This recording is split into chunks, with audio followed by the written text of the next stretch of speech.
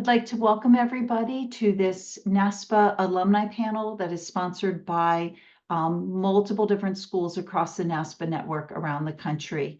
We decided to partner together to pool our alumni to address issues around that all of us are exploring and working with our students and alumni around pivoting careers under a new administration.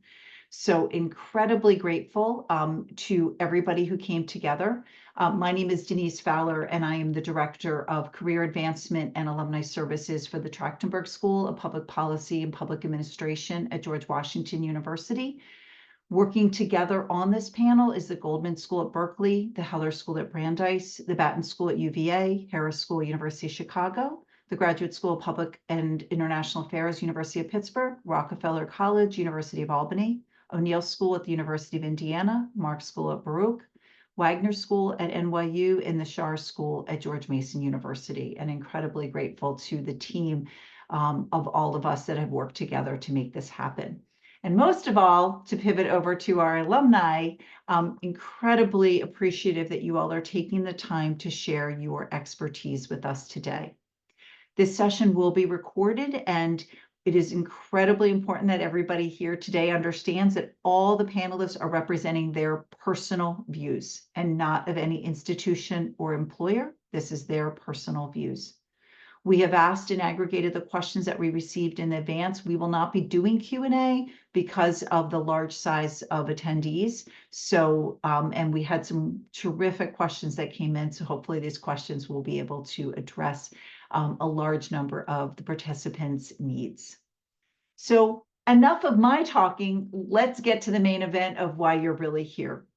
We've asked each of the alumni panelists to start by providing a brief overview of their federal government career, if applicable, under information about different administrations they worked in, their own experience pivoting from federal career, and what were the biggest challenges and lessons learned. So here we're just going to start with a macro level conversation, and then we're going to dig into some of the questions that were received through the registration. Jody, you were the, oh, and I do want to let people know before we start, I apologize, sending regrets. Derek Corbin, who was a biologist at the EPA, at the last minute had a health issue and was not able to join us today. His bio is there on the bio sheet to provide additional information about his career path. So with that, Jody, I'm going to turn to you to start with your overview. Yeah, so my name is Jody Davin. I'm currently an employee with the United States Department of the Interior in the Bureau of Reclamation.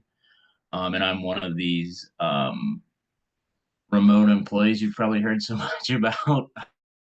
I'm still a remote employee. I have not received a desk assignment yet, so we will see how that goes. But previous to my working the last 6 or 7 months at the Bureau of Reclamation, I worked for a small bureau that mostly is in Appalachia, the Office of Surface Mining Reclamation and Enforcement, which is also within the Department of Interior.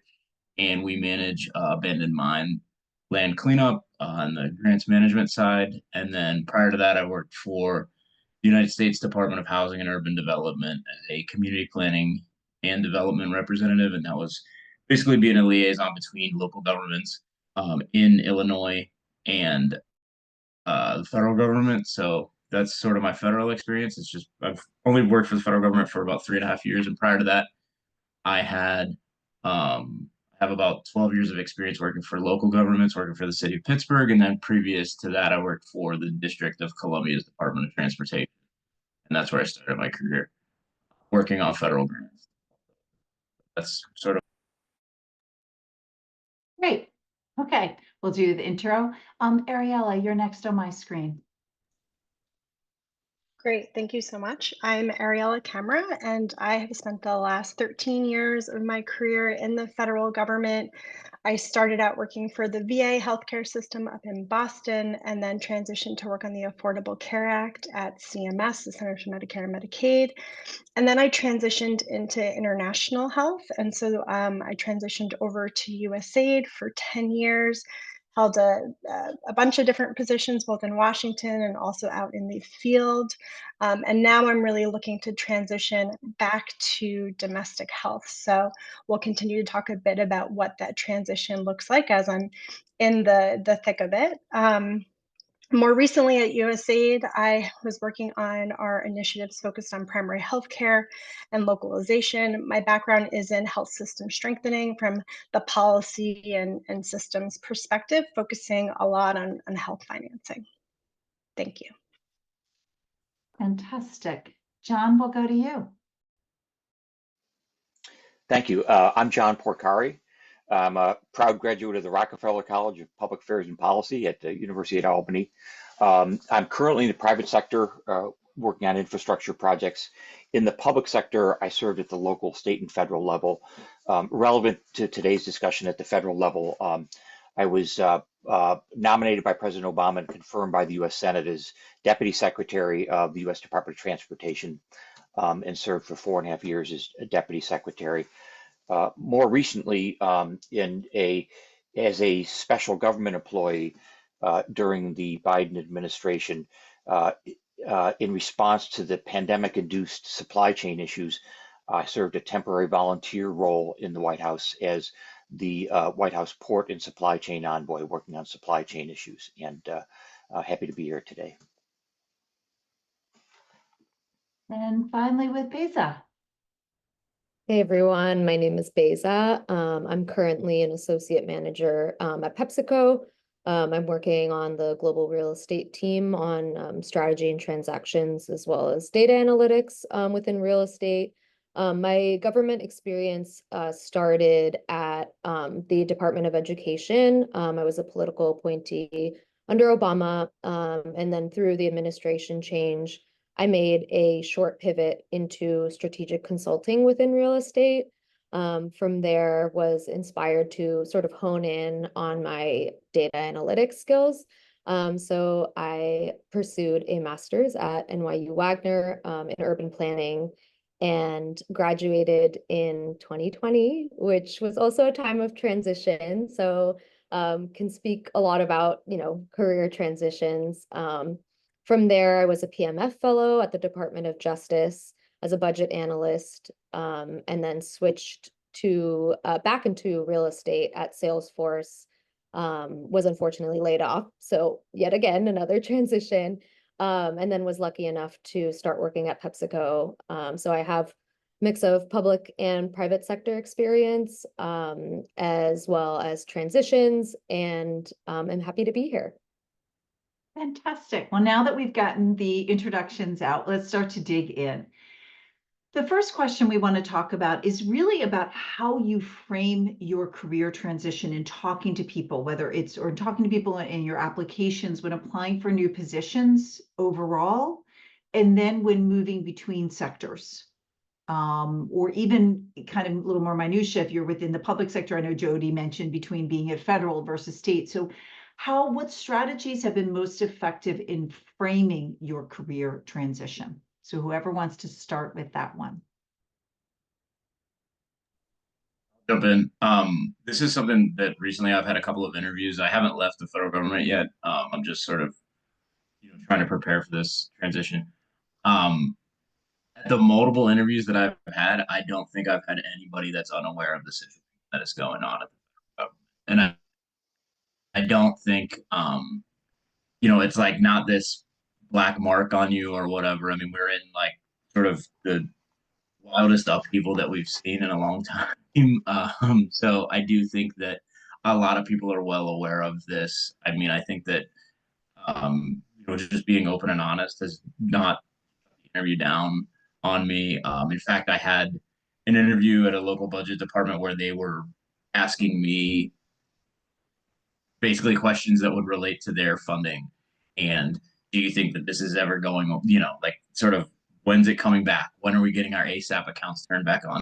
This sort of thing. So I do think that, most of the folks that if you're looking to transition from a federal job to a local job, even private sector job, they're going to look at your resume, see that you're a federal employee, and you can sort of just talk about we're going through a major upheaval time, and I'm interested in continuing to work and serve the public. If I can just add a little bit to what Jody said, I think those are all good points. Whether you're transitioning within the public sector from one public sector job to another or to the private sector, one of the things that I think you want to do is construct it as kind of a logical next step, where your skills, your experience are actually bridging you to this next opportunity. If you've served at any kind of senior or even middle level, some of the skills from your public sector jobs will be readily translatable to either public sector jobs or private sector. For example, I call them the big three. If you've done work in human resources, in budget, and in procurement, they're just universal across organizations. And pull out of your experience some of each of those three where they can translate to that position that you're looking to. Likewise, the kind of skills that you've built, building consensus, working with elected officials, with communities, internally and externally, building consensus, those are readily translatable skills that are going to be helpful to describe for any position you're interested in. Ariel, you had your hand up about this? Sure, happy to add on to those points. I think for me, something that I try to focus on is I think because there is so much transition and a lot of it is very visible in the news, I think sometimes as you're talking to recruiters, doing informational interviews, it's really easy to kind of get sucked into talking about what is currently happening, which sometimes can be a distraction or honestly can get really draining after a while if you're having a lot of conversations. So I really try to focus on what is my mission, what are my values, which have been consistent in my federal career that I want to take with me as I pivot, right? So for me, it's access to quality, affordable healthcare, right? And so I really try to focus on, that is my core value that's important to me in my career. And as I pivot, I'm looking to continue to contribute in that space. Either it's through looking at different financing models for, the healthcare system in the US, or it's working on expanding community health in the US. So really just trying to focus on that narrative, what my mission is. And then as John mentioned, those transferable skills that really, add value in the private sector or even in the public sector at the state and city level. Yeah, and just to add to what everyone mentioned, I think also being able to think through sort of the themes of your resume. There's also, it's also because it's a time where there's a time of transition. I think some level of flexibility within what you're sort of looking for definitely helps. That doesn't mean that you need to stray away from what your ultimate career goals are, but just being agile and thinking through what are three main things. So for me, it's strategy, real estate, and policy. And I think that gives you a clearer picture of sort of the different routes that you can take.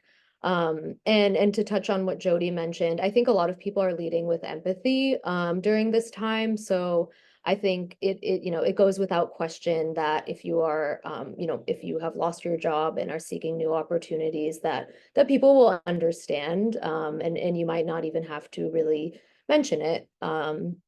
So yeah.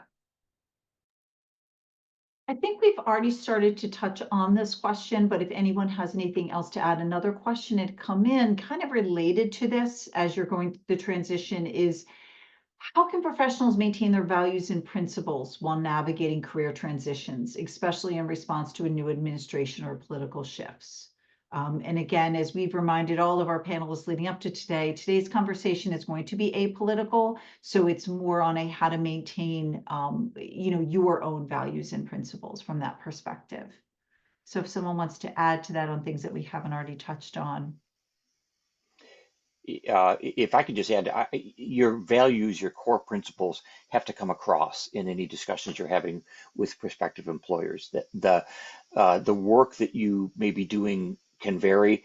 It'll probably shift over time, even within a job, but they need to be confident of knowing where your North Star is, what kind of values are important to you, and that translates directly into their relatability to you in seeing you in that position.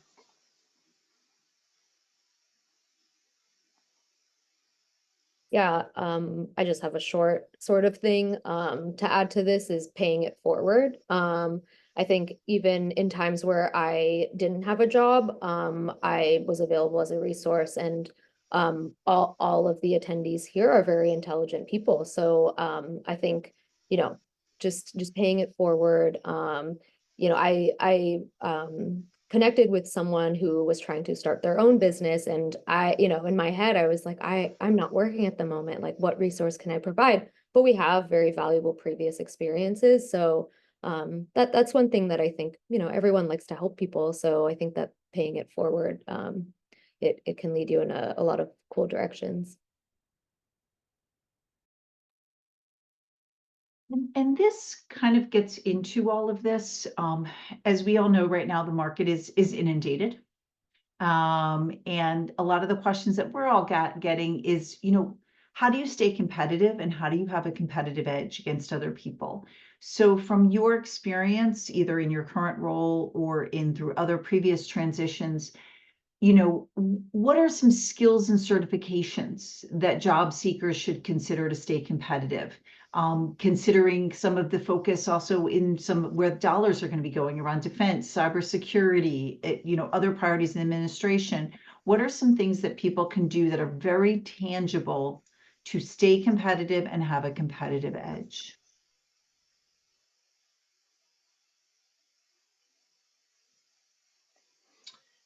This is not a professional certification, but one very specific suggestion, and one that I've personally used, is you should really think about, if you haven't done it already, setting up an LLC, a limited liability company in your name, so that you can do work, temporary work for a nonprofit in your field, so that you can actually do um, specific tasks in the field that you're interested in. It's often a bridge to a more permanent position, and this is a kind of both a temporary way to keep the lights on, but more than that, it's an exploratory opportunity within the fields that you're interested in to do specific work. And you'll often find examples where an organization may not be hiring full-time, or at least don't think they're going to, but are more than willing to give you a specific task that you can work on and deliver on. I would love to add to that too. So something I've been doing is, as I'm looking through job descriptions of, what am I excited about? What roles do I want to be in next? Taking a look at what is required and what is preferred, and seeing where my gaps are skills wise, and trying to map out how I can start to get some of those certifications, um, or even join webinars or discussions or listen to podcasts of people that are thought leaders in that space, so I can pick up some of the language and also some of the key issues, especially as I'm transitioning from global back to domestic health, just because right now the international development space is really quite limited with opportunities. I've also been exploring looking at startups to see if I could, work with a startup and gain some expertise in areas where I may not have the skill set, and they would be more open to getting additional support from someone like me. And then another approach I'm using is looking at perhaps less senior positions within organizations I really want to work at, where maybe I have some gaps and I can, get some skills and expertise in that space, and then eventually hopefully move up from within. I know that's not realistic for everyone, but those are some of the strategies that I've been exploring. Yeah, to touch on the knowledge gap thing, I reached out to somebody that works at another university in the tech department, like a senior individual there, and I was asking him, like, do any of these certifications mean anything? You see them online, like, Google data analyst certification, or like a CompTIA certification, or that kind of thing.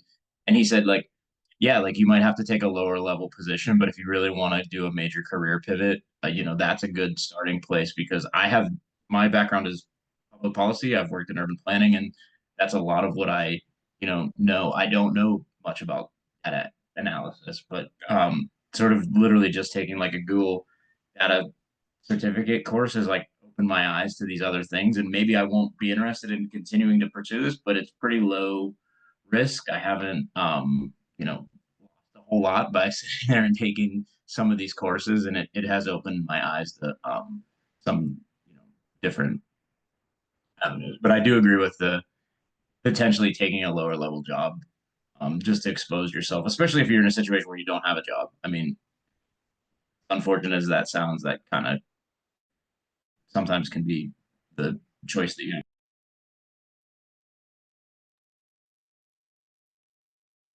I always, along the lines of what you're saying to people, if you're competing against somebody who's a lot more experienced, just having a certificate is not going to help you. But if you're competing against someone who is comparable, particularly for maybe a lower level job, and they see that you have been taking these courses, that also can be a differentiator. And I love, Jody, you hit on something that I tell my students and alumni all the time, is to talk to people in the field to say, which of these actually will gain respect, or which of these people are looking at and being like, that's not really worth anything. And right now, if you're looking to do something quickly, which ones are going to give you the biggest bang for the buck at the quickest pace? Some of the certifications that you could potentially pursue are going to be a lot longer length of time to get this done. We started to talk about. Sorry, yeah. I don't mean to interrupt, but can I touch on the values and principles piece?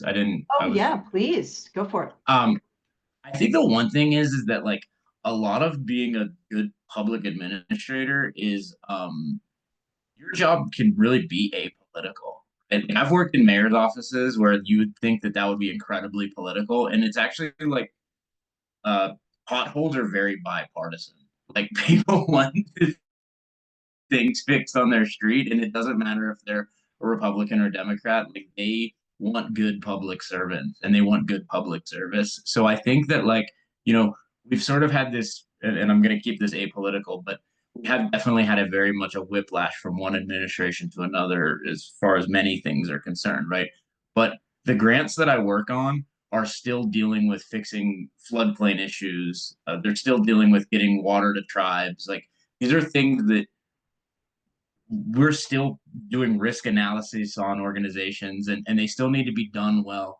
So I don't think that if there's of course some positions that are going to be very seriously impacted by the politics of the people that are at the top, but there is also this big part of public service and public administration that is very apolitical. It is all about doing a good job for the public, and those are things that from administration to administration, stand the test of time.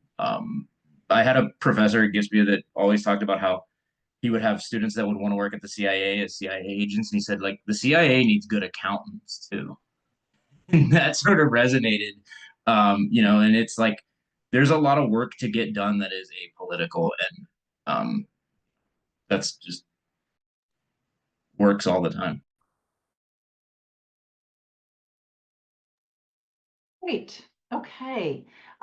We had talked about this earlier before everybody was getting on, and about some specific resources that people have. Everybody's been hearing and doing all these different panels, and like, great, we all know we need to be taking care of ourselves in the time process and all of that. What we really are going to pivot now is if you have some good resources, job boards, resources, newsletters, anything for people in your space that you're like, this is something that I've been using that maybe others haven't been using or haven't gotten enough recognition, would love to hear from all of you some real practical advice. Yeah, I can start with that one. I know that when I was looking for a job after my political appointment, a lot of recruiters that were reaching out were from foundations, and I think that those are organizations that I think have a lot of transferable skills from the public sector. And one website that I used was the Council on Foundations. I can put in the link in the chat box. So that was one. And then another one that may not necessarily be tangible, but I think would be really beneficial is to start some type of email listserv or Slack channel with your former coworkers. and allow that to be open to their former coworkers, so that it's one form of networking that I think is could be more effective than just cold emailing someone or reaching out to someone from LinkedIn. So that those two things I think would be helpful. Right. I'm also happy to speak to a few things as well, and I don't have any financial equities in the suggestions I'm going to give. Um, for informational interviews, I think scheduling in general can be a headache. So I've been using Calendly, which really was a game changer for me. It sounds so simple, but if you're doing so many informational interviews, it's just so much easier to book time, and it's a free service, which is great. And I can put the links in the chat box. I also used Head Global, which provided, they have a lot of services. I use interview prep. I felt like I was getting burnt out. I was interviewing a lot, talking to recruiters for 2 to 3 rounds, like per job before actually getting to the interview panel. And I just felt like I needed to up my strategy and approach for interviewing. And so I use Head Global's interview prep. I invested in myself. I did pay for it, but they do offer services that I believe are pro bono. But that was a game changer for me. I only used it for interviews that I really, these were positions I really, really wanted. So like my top 2 or 3. And then have been, engaging a lot with Civic Match, which folks might be aware of. They've been doing really awesome virtual career fairs. They're doing more in-person events. They also have partnerships with state leadership such as New York and Maryland. And there's a lot of opportunities there to shift to public service at the state or city level. So for me, those are the things that have been really, really helpful.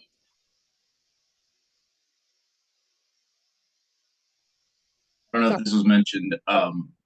The Partnership for Public Service has been somewhere that I've seen some jobs. And then the other one is there's an individual on LinkedIn named Nick Martin, and he sort of gathers up postings and puts them out. So that's been something that I've been able to take a look at and find something. I'm just going to put in a plug for something that Jody just said. I cannot recommend enough. We have it at our school. We have an internal LinkedIn group, and I repost. There are several people on LinkedIn who aggregate jobs within different categories, remote social impact jobs, international jobs. You want to follow them. You want to set up your notifications for them. It is incredible to be able to, it makes your life easier to follow people who are already aggregating opportunities. I think, John, you wanted to chime in. Mine is actually more general. A lot of administrations at every administration at the federal level, but also at the state and local level, they actually have alumni chat groups, and they post jobs. Many gubernatorial staff and mayoral staffs do the same. And then more generally, think about the field that you're in and some of the NGOs and nonprofits that are in that field. And as something that you can do in the interim, there's often advisory boards and others in the nonprofit fields that open up opportunities for you and expose you to a lot of people. Oh, and in that same vein,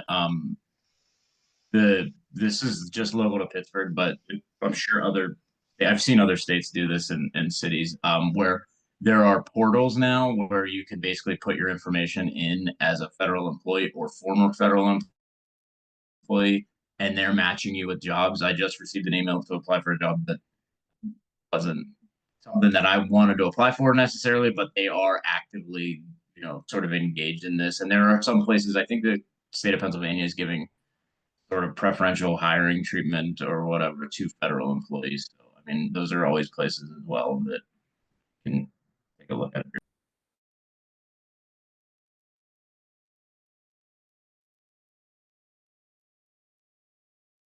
Sorry, I was putting some things in the chat as people were talking with some other resources. I'm sure a lot of people are seeing this. I will tell you something else that I use a lot of, and people have been talking about here, is using AI to help you pull up and take your job and say, okay, if I was translating this here, what's some different ways? What are some different networking groups? What are some ways to tap into this in my area? There are things that in the career world we don't love about AI, and there are some concerns with some things. But if you use it in multiple different sites to really look at what job titles might be transferable, because as much as there is, I'm sure we've all seen on LinkedIn, a lot of people are coming out with like how to translate your experience from USAID to the private sector. It is a little bit generic. So kind of taking that and applying that specifically to your experience and using AI in that way is very, very helpful to come up with some new ideas and to do a search. What companies are hiring in this area? What companies, are aligned and have these divisions is going to help you tap into those other markets. Other things to this question, because I'm sure, or if other people who are attending want to share any resources, please feel free to put this in the chat too. Ariella. Yeah, so I was going to say, so I used AI a lot for cover letters. I've also, sat down with current and former colleagues to help them use AI in thinking through both their resume and their cover letter. As you mentioned, there are some challenges with AI, and also you have to be a bit mindful and make sure that you're really personalizing the content. But I do think if you're not familiar in how to use AI to help you with your process, it's really important to figure out how it can work for you. For example, I had a colleague who was spending 3 hours on each job application. I was spending about maybe 30 minutes using AI, right? And so, using your network, using your community, using your group, right, to really help each other, leverage best practices. It's really important to have a small group as you go through this process, right? So I have like 2 colleagues. We talk every single day. We have our little group and we're going through this process together. And I think that really, really makes a difference. In regards to, where to find jobs, honestly, I've only been using LinkedIn and I've been having a really good experience with that. You obviously have to be careful of like fake jobs or fake recruiters and just being a bit mindful of that. But I've had success with solely focusing on just LinkedIn for jobs. I know other people, colleagues use other platforms, but that's been working for me. So I just wanted to share that. Within LinkedIn, a little trick I do want to share with people that I do, you don't just look at jobs and look at employers, but you can search posts. So if you search a post for the job title you're looking for, and you can do it by date, and don't click off and say for a content that it's a job post, because people are posting jobs not as job posts, but they're just posting them in their LinkedIn feeds. You're going to tap into a much broader list of job postings, and you're going to see where they're coming from. It's one of those little tricks that I think a lot of people don't follow. And I'm actually going to share in a second something we reposted just the other day. If people don't know, Jeremy, who's formerly from LinkedIn, they're going to be running a free workshop on using, I'm just trying to find this really, really fast, on using, I'll post it in here, on using AI. Here it is. It's Navigating Tough Times, Your Next Job. And it's Jeremy Schiffling, and his workshops have been fantastic. This is a free workshop, and they just provide very, very substantive tools that I think a lot of people don't think about.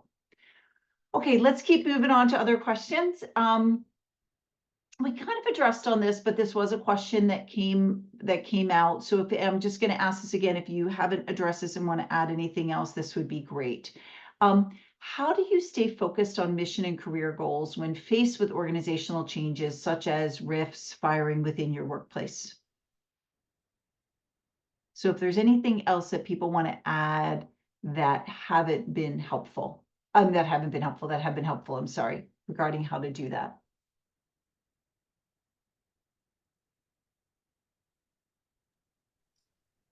I'm happy to go first if that Great. works for folks, as I'm in the thick of being Yeah. currently RIFT, and USAID was one of the first agencies to really be prioritized. I think it's really hard, so you have to be patient with yourself. It's also really easy to get burnt out in this process, especially if you're either interviewing a lot or you're applying a lot and you're not getting interviews. Those are like the two scenarios where I see folks really get burnt out, including myself. And so I think it's important to set boundaries with social media, with communication channels.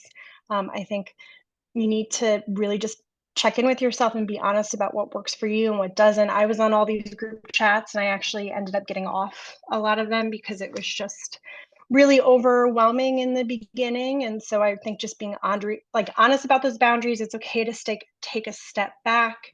Really focus on where you want to engage and when. A colleague gave me this suggestion. She'd been previously laid off at a nonprofit organization, and she said that she got through it by really just being focused, right? Like you just have to stay focused. There's a lot of noise and distractions. It can be really overwhelming. And so, really try to take time for yourself and also, stay true to your values and have that community, check in with your community and set your boundaries. I know it's probably really, really simple advice, but it's really something that I always bring myself back to. And it's been really helping.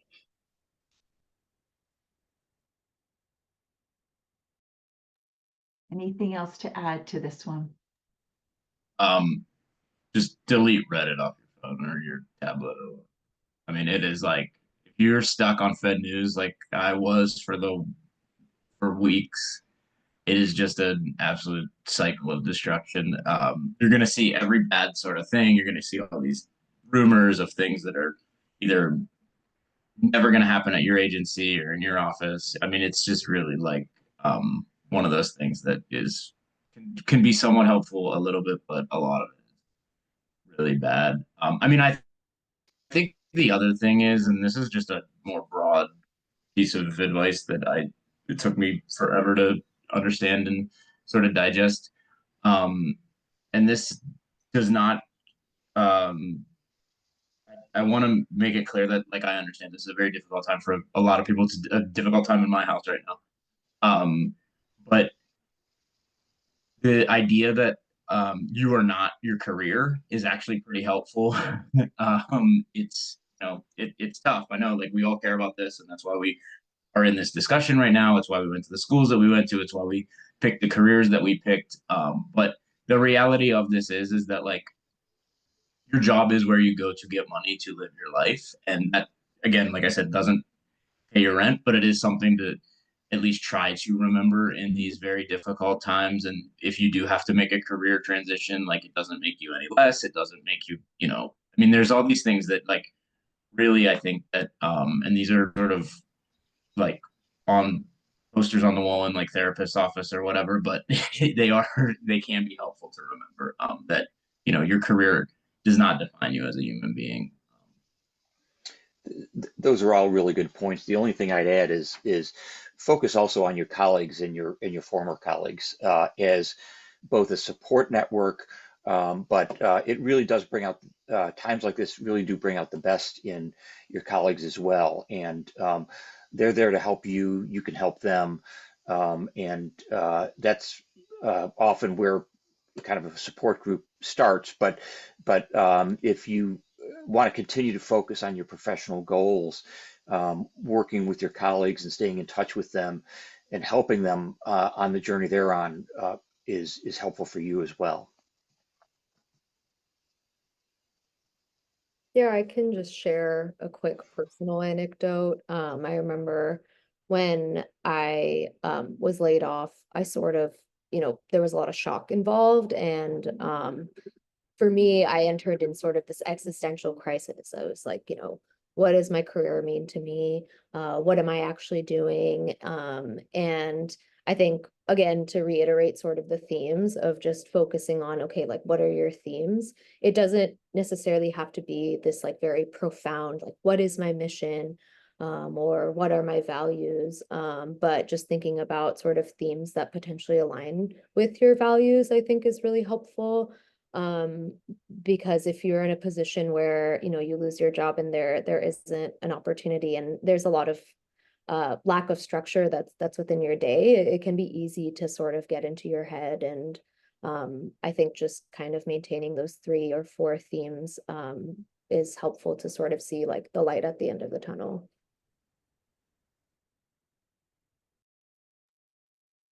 Great. We've got a couple more questions because we have a little more time. A particular question came in around international students and what industries or sectors offer the best opportunities for international students in public international affairs, and how can they leverage their competitive advantage? For someone wrote for federal or US funded agency positions, I'm going to extend that even for further and say for ones that aren't in that space, and how can they leverage their competitive advantage? Anyone have any insights on that question? I can't speak from personal experience on that, but I think looking at positions that have maybe a language requirement that is a language that you may speak, I think might be beneficial. I know that I've seen a lot of those types of roles that have like a very specific bilingual language requirement. I think that would be one way. But again, I can't speak from experience, but that's what I can sort of speculate. I just add from my current position in the private sector, working on infrastructure projects around the world, that the international aspect is very much valued, and especially if it's coupled with financial work and financial acumen of any kind. It's actually an attribute that's highly sought after in the financial world, Wall Street and beyond. Anything else on that question? I think it's a really hard one. Would love to hear from, colleagues and students that are in that space that might have found opportunities. I think right now it's just a difficult climate here in the US, especially for international students. So I would encourage maybe look at some of the multilaterals like the World Bank, the IFC, the UN, even though I think some of their hiring is a bit limited right now. Also potentially look at opportunities, in other regions, working with international organizations. I do think it's just a really, really, really difficult time right now.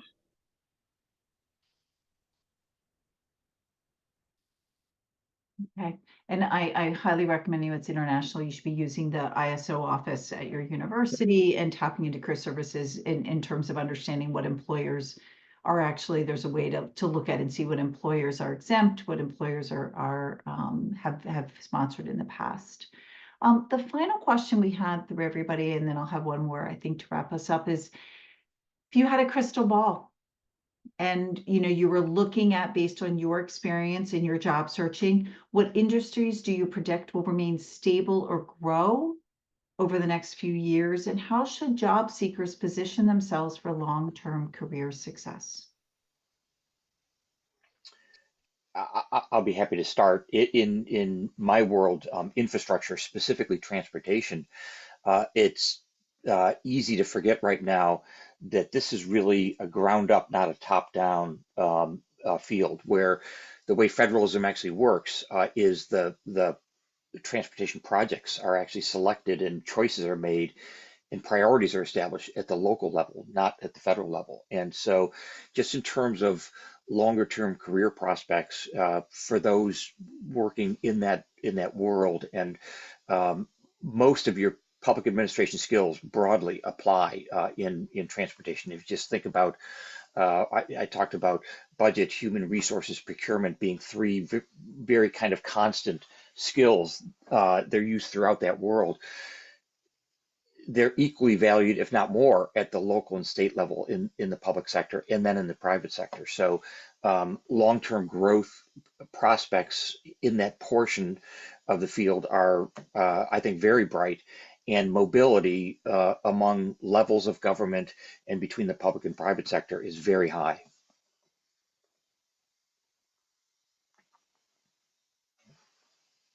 Who else wants to take this one next? So honestly, I'm going to flip this around a bit. I've completely thrown out the idea of stability.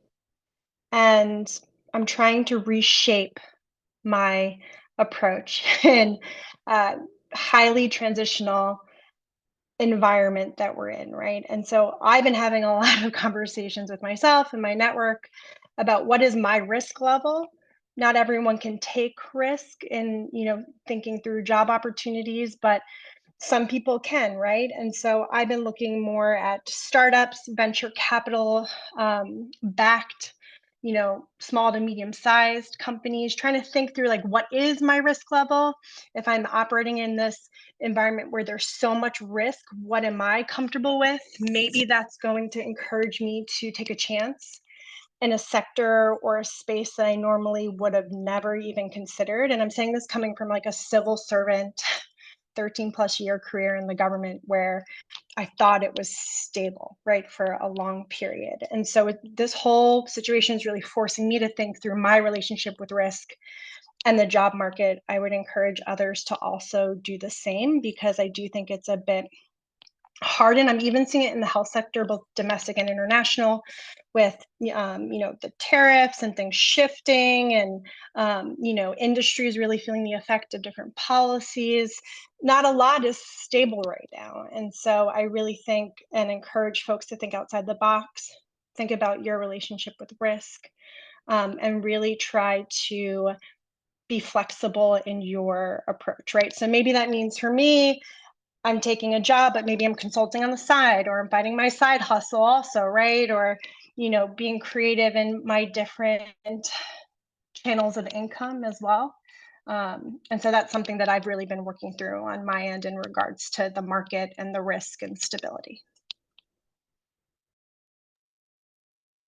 Yeah, maybe one other thing that might be beneficial in terms of like your career growth, excuse me, could be looking into consulting, especially within like the larger consulting firms. I think consulting develops a lot of really great skills that can be pivoted back into the public sector if that's something that you may be interested in terms of your long-term career goals. Learning things like Excel or even public speaking when you're presenting to clients. I think those are jobs that I've seen a lot of success in terms of growth. And one other sort of thing that I reflected on is in my industry, there's a lot of emphasis on data analytics and, a lot of like quantitative skills. However, there's also the aspect of data storytelling. So while data analysis is very beneficial in terms of technical skill, if you're not able to speak to it and convey it in a succinct and profound way, then that might, it's sort of like this, I see this Excel sheet, but so what? So I think that also opens opportunities for folks that may not necessarily have technical skills, but can do things like communications or PR. And I think that that's something from my experience in my industry, I seem to be seeing a lot more of.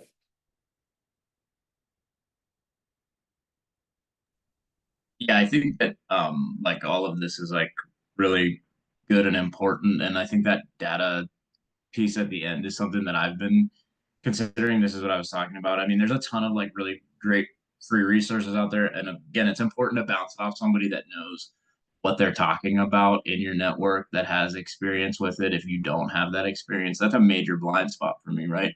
But there is sort of this opportunity where like if you do want to get into a tech field, which I guess is, if I had a crystal ball, I would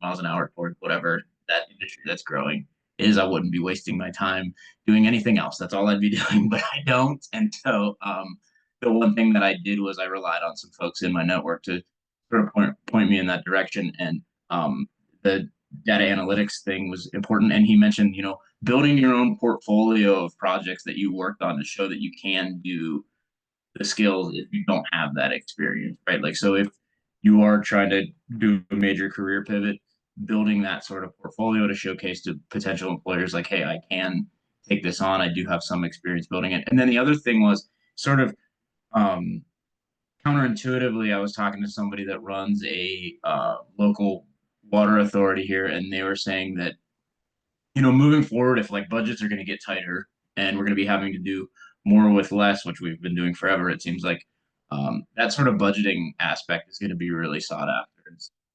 He was talking about the importance of finding really good financial folks to come help manage the funds that, you know, maybe weren't there before. And so that was something that I was a little bit caught off guard about, but those were the kinds of things that I was thinking about. I want to add something to what Jody just said, and that someone had put on the beginning part of the presentation today in the chat, and kind of fitting with what Ariel said, is that the norm has always been, it's always been in the world of work that you need to be prepared always, right? With ingredients that are going to make you as marketable and sustainable as possible, and easier to pivot, and to be thinking about what skill sets, budgets, even if at some point, some of the money is going to shift from the federal, that we think there's all this hiring in the state and local. Well, some of that's not going to be happening that we expect to be happening. So there will be cuts.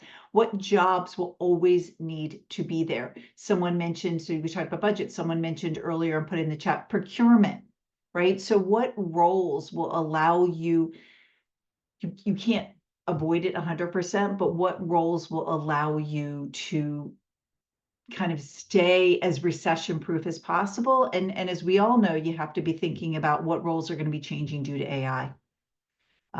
So really thinking as much as you can ahead of the curve, as much as is humanly possible, which isn't necessarily as doable as we like. So right now it might be kind of that intermediary step.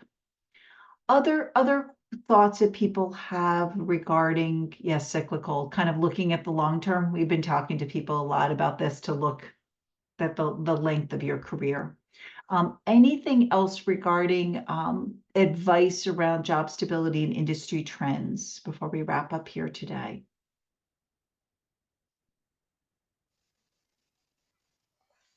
Well, at the risk of stating the obvious, Denise, despite the short-term dislocations and very real pain that people are finding, if you look at the field of public administration and the skills that are readily translatable within that broad field of public administration, there's a long-term need.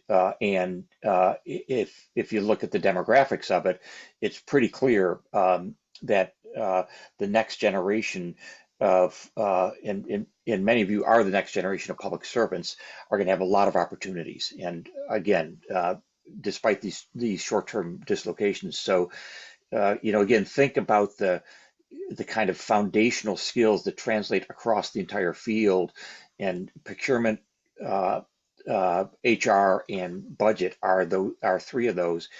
And make sure you're highlighting your experience in those three specific skills, because it translates into almost any kind of position you're interested in. Fantastic.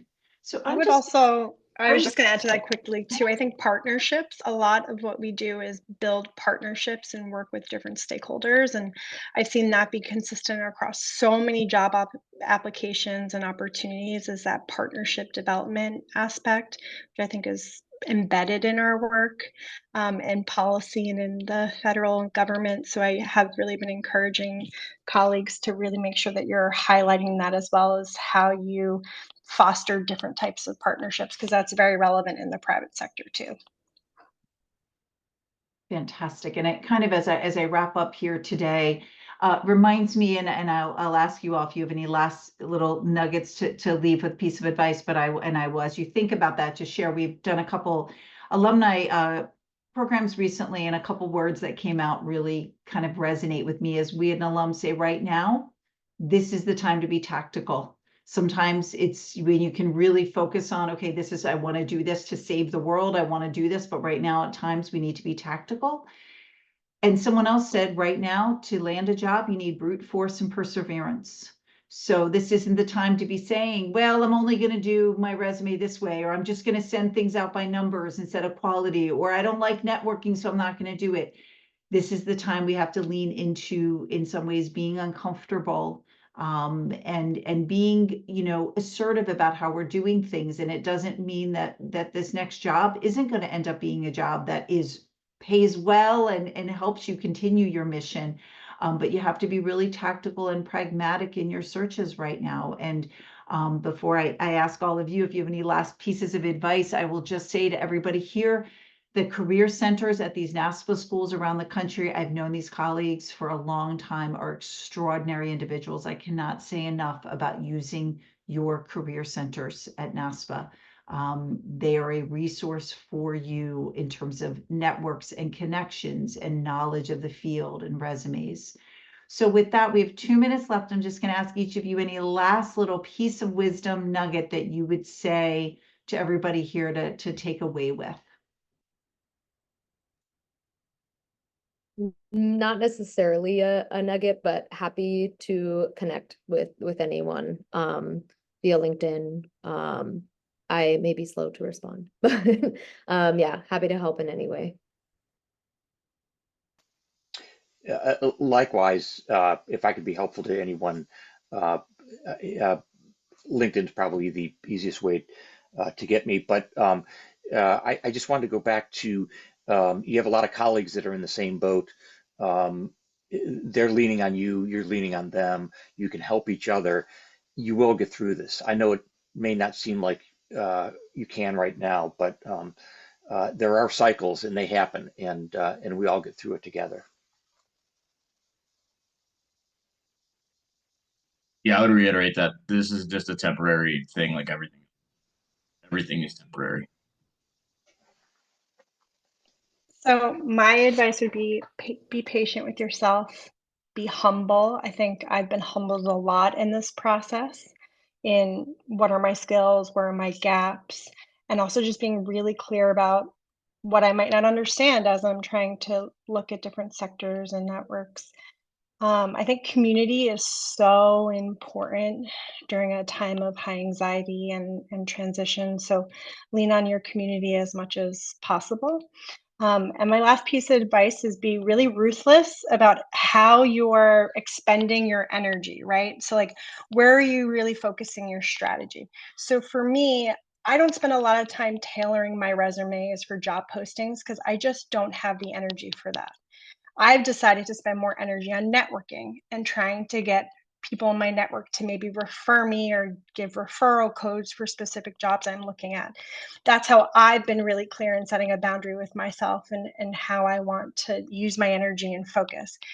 Everyone's different, so really just be very honest with yourself of where you want to spend your energy so this process doesn't drain you completely, and just be honest with yourself about what really works. So those are my suggestions. I love it. We're going to end with that. Be honest with yourself with what really works. I really want to express my appreciation to all of our panelists for your tremendous insights, your time today, your expertise, and to all of our attendees here today. Thank you for joining us, and just have to have hope. That's the way I will leave it. Thank you. All right. Thanks, Denise. Thanks, everyone.